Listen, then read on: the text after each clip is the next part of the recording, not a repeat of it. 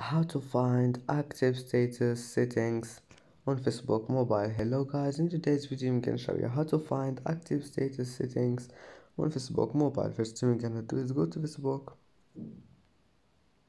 and then click the storylines here and go down until you find settings and privacy and click settings,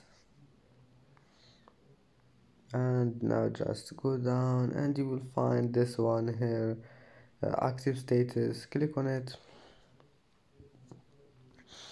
And as you see here, you can manage active status settings. Just turn it off or turn it on, and that's it for today's video. If you like this video, please don't forget like and don't forget subscribe, and thank you for watching, and see you in the next video.